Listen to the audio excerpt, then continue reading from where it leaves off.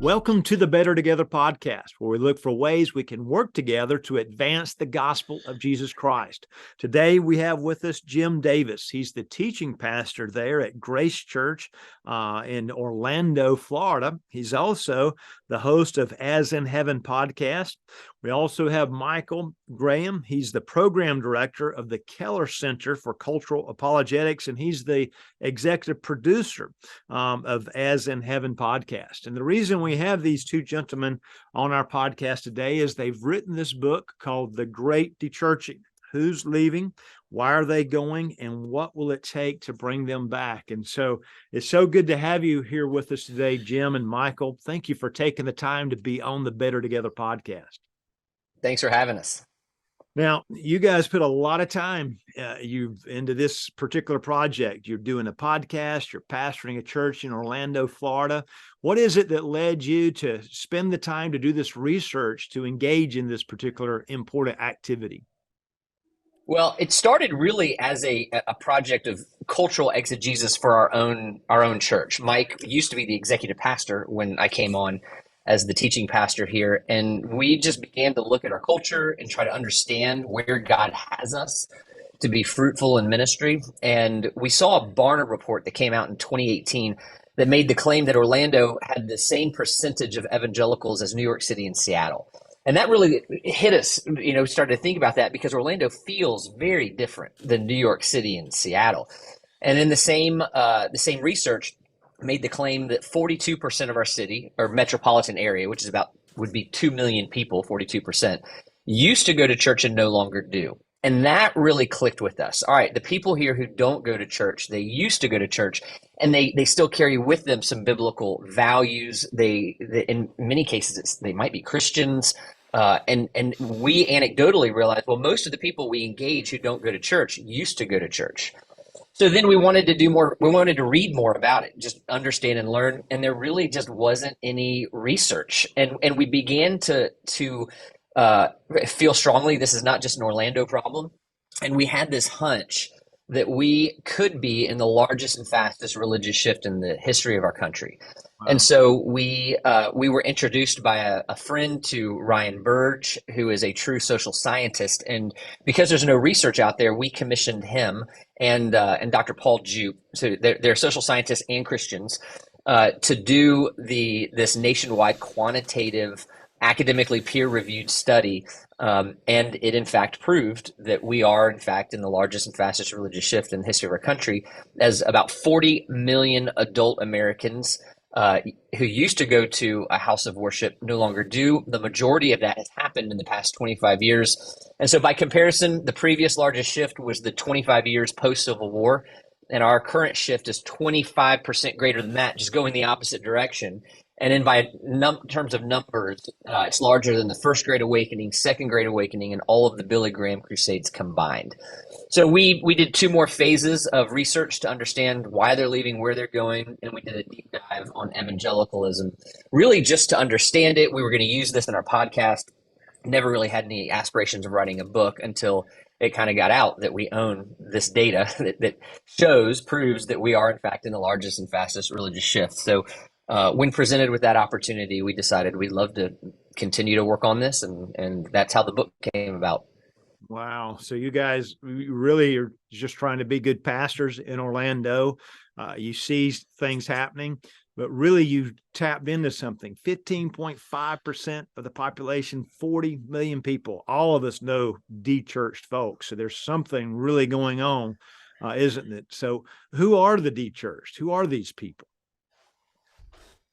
Yeah, so in our study, we developed 6 different profiles, 4 different types of profiles for people who left evangelical churches, and that's about 15 million people, and then a profile for people who left the mainline church and Roman Catholic Church.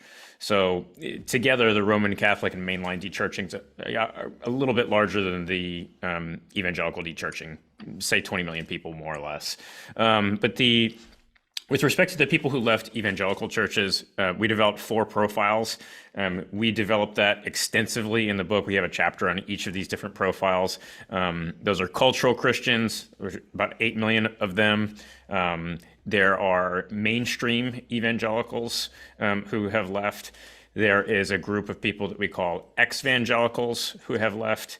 And then there's a group of entirely non-white people who have also left. And so we go into tremendous detail on each of those different profiles because they are very, very different. The reasons why they left, the reasons why they would be willing or unwilling to return vary pretty widely. And you can read about all of those things in the book, The Great Dechurching. And so that's why we really encourage folks to do a deep dive, to take the book and really think about who it is that you're dealing with. It's across the board. You even mentioned Catholics, mainlines. We're concerned, you're thinking about evangelicals, which particular group. Why are these folks leaving? Because you delve into that quite a bit as well. Can you give our listeners a little bit of a sense of why people have left the church? Yeah, and let me also, what I didn't say, the way we define a de-church person is someone who used to go to church on a monthly basis and now goes less than once per year. So that doesn't even include the person who just goes on Christmas is technically churched. So probably we're talking about a larger problem than even 40 million adult Americans. We just wanted to be conservative and clear and responsible in the way we did our research. Yeah, so why they're leaving, if you listen to the social media pundits, the New York Times, you would think that everybody leaving has deconstructed, really isn't a Christian, pain points with the church, doesn't like the church. But the answer is actually a lot more boring. People, the number one reason for leaving the church is I moved.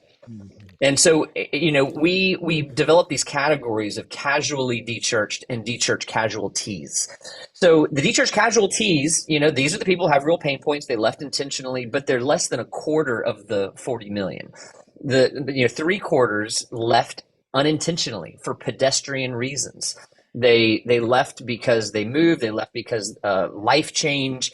It hits the lower income, lower educated more than it does those with more resources, because life transitions happen. They hit harder for people who have less resources. So they have to, they don't have the safety nets. They have to work longer hours, more unusual hours.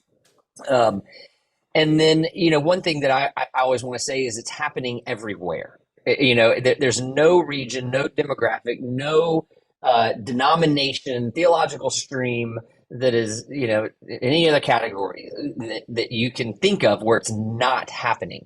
Now, certainly some categories is happening more significantly than others. We also think of those who are de-churching mainly on the political left, which was the case in the 90s and early 2000s. Now, those de-churching on the political or secular right are de-churching at twice the pace of the secular left, almost catching up, to the full number of people who de-churched from the secular left. So why people are de-churching, they're largely more casual reasons, which we actually interpret as good news, because there's more low-hanging fruit there. But certainly we don't, in saying that, want to minimize the places where there are real pain and where there has been pastoral malpractice and where churches really need to take a long look in the mirror. So if you look, and you all did this, you examine their beliefs. They tend to be orthodox in their beliefs. They're conservative. Many of them are, as you mentioned, but they've just got out of the habit of, really the majority of them is what I hear you all saying, is they've got out of the habit of going to church. So this is fascinating to me. And of course, Mike talked about the different profiles, which we could have 4 podcasts hour long on these. But we used machine learning it's an algorithm to really mine the 7,000 participants, the 600 data points for each one. And so I'm trying to remember. I had a really important thought. So we mined them and we learned. Oh, I know where it was. You were talking about the orthodoxy. So Right. we rated their orthodoxy scores. And so when we say orthodoxy scores, we're talking about basic Nicene Creed Christianity. And so some of these groups have higher orthodoxy scores than those who still go to church. And so in the mainstream D-church evangelicals, 100% of them are willing to come back today. And Yeah. with the evangelicals who are done with evangelicalism, 97% would say that Jesus is the Son of God. So while they have left the church, it doesn't seem like they've left the faith. Now, others, like the cultural Christians, it seems like they were never Christians in the first place, which is on one hand sad, but it feels right that we would call them what they are. So there's some clarity in that.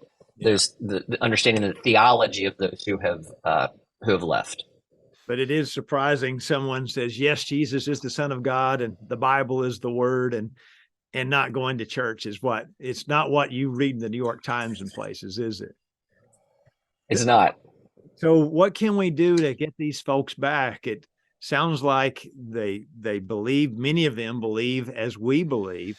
What can we do to get the D-church back into church, so to speak? Because there's great consequences if they don't come back, aren't there? I'll start, and I'm sure Jim can add where I'm deficient. But the first thing is you need to get educated. And so there are just vast differences on how you would want to relate to each of the different profiles. And it will be very obvious, if you make yourself aware of read the book, make yourself aware of the different profiles of like, oh, okay, this person, kind of fits this profile. Some people will fit like a single profile to a T. Other people would be like, yeah, they're a little bit of this one and a little bit of that one. But, how you relate to each of those different groups varies very widely, because the animating reasons for why they left, the concerns that they might have about, as it pertains to their willingness to return. I mean, look, in the best piece of news in the whole book, and we came out of, the research far more encouraged and hopeful than what we thought kind of going in, was because, over half the people who left evangelical churches are willing to return today. I mean, one of these profiles left on average about 25 years ago, and 67% of that group is willing to return to an evangelical church today. I mean, can you think of a single habit in your life that you haven't done for 25 years that you're willing to just pick up? So, some of that stuff is just kind of mind blowing in terms of, there's a lot of hope in the middle of all this that we need to get over the mental barrier that inviting somebody to church could be a relationship ending conversation. It just doesn't look like it is. And for the people where it might be a relationship ending conversation, you'll know whether that is or not. And so I think that leads me to kind of the second point, and that is, beyond getting educated, it's just embodying relational wisdom in terms of how we relate to people. And, that relational wisdom first is on the individual by individual basis. We unpack a whole chapter on what are some of the core tenets of relational wisdom and what kind of awarenesses we need to have on that in the book. And then we need to be building local church institutions that are increasingly healthy. And so the way that people relate to our local churches is really important. And so we want people to be able to have just a really healthy experience with, how they, their relationship to, to our churches. And so I think that means, at the simplest and highest altitude, it means we need to be promoting the gospel of Jesus Christ and showing how that gospel is true, it is good for us, and it presents a beautiful vision for the world. And we need to be able to do all three of those things at the same time. In the 20th century, it was enough to just communicate that the gospel was true. And that was a compelling enough reason for people to be churched. We're not finding that is a compelling enough reason on its own for people to be, in church today. People need to know that, Jesus is he has a good vision for them. He has a vision that promotes human flourishing, and that vision for promoting human flourishing is something that's beautiful. And so, those are three things that are maybe a little bit more high altitude. If you want to start getting really nuts and bolts, moving is an emergency. Okay. So anytime somebody is incoming to the city or outgoing from your community into a different community, well, that's a pastoral emergency. So every local church needs to have a game plan for how are they going to engage the arrivals, and they need to have a game plan for what are they going to do for the people who are departing. For the people who are, moving to a different community, well, you need to have a plan institutionally in your church of how are you going to help people find a really healthy local church in the new community where they're moving, and you stay with them and you walk them through that process until they, find, deep connection and ideally membership in a new local church in that community. And you have to have some form of strategies or tactics in terms of what it looks like to be able to engage people who are moving into your city. How do you find them? What does it look like? Is that more organic? Are those technological things? Are those, mail? We're agnostic on the strategies that are there, but you need to have, some strategies to that end. And if you're interested in some of the more kind of nuts and bolts institutional resources, in addition to the Great Dechurching book, which you should read first, but if you're listening to this and you're a pastor or somebody in full-time ministry, we built an entire website called dechurching.com. And on that website, we've created a 20-point audit for your local church as an institution to kind of see, okay, how are we doing on these 20 different areas that all kind of deeply impact dechurching? And so that 20-point audit is there. It's free. You can access that. And then if you want basically worksheets on how to make improvements on each of those 20 areas, there's a resource that's available for purchase to that end. But you'll definitely, if you're in, a pastoral ministry, you'll definitely want to check out dechurching.com. Go ahead and take that audit with your key stakeholders, in your institution. So those would be 4 areas. I'm sure Jim has some other thoughts in terms of some other things that we can do. What do you have there, Jim? Yeah. I think that was really good, Mike. I think we have to, as churches, I'm going to speak more institutionally here. There is a back door and there's a front door, and everybody wants to know, what do I do to get people in the front door? But we really have to look at the back door. Take a long look at why our people are leaving. That's going to be different for every church, but there's a discipleship issue here. And so there's depending on the type of church, the back doors look very different.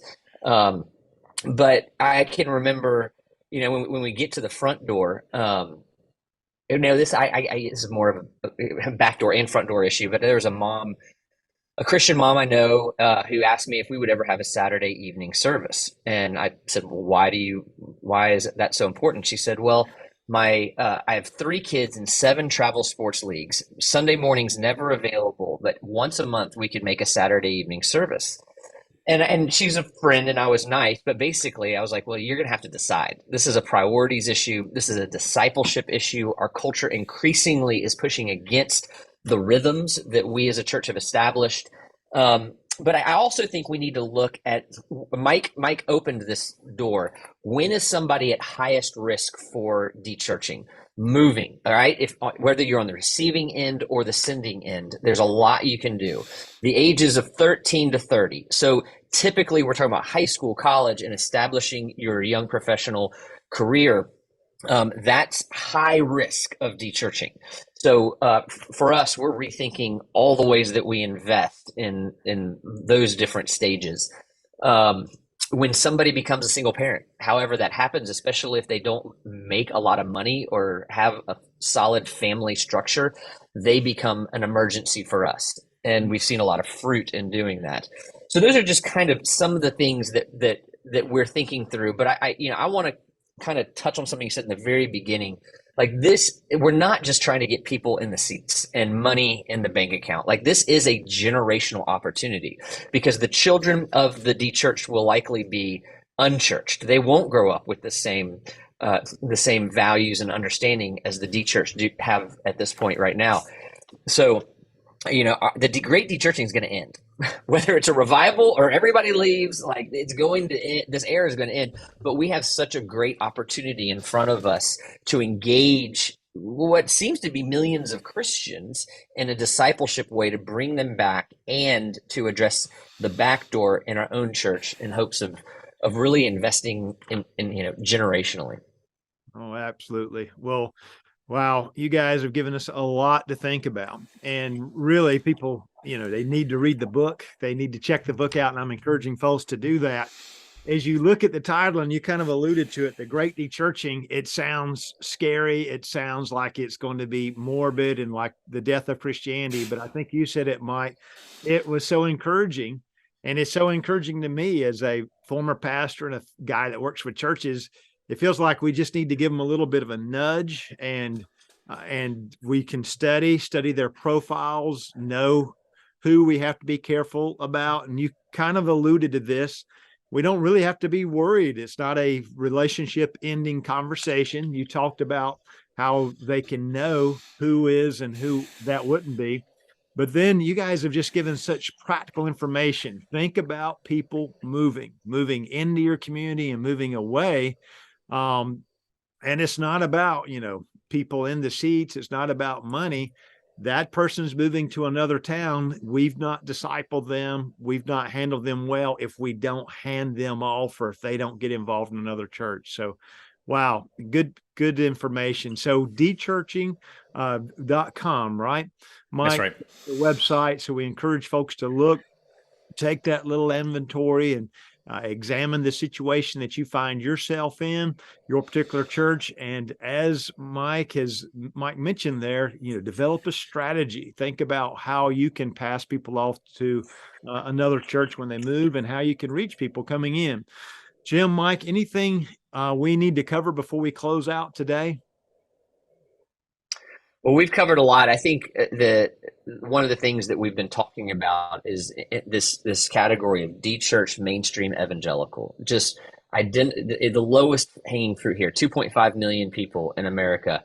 Identifying those people and engaging them and inviting them to church. Some people just need a nudge. Some people need to be at your dinner table first, and some people are going to take a long time, and the Holy Spirit's really going to have to do something. But in every single case, there's hope. Absolutely. Good job. So we encourage you, if you're listening today, take a look at this book. We encourage you to read it. I encourage other folks within your church to read it as well.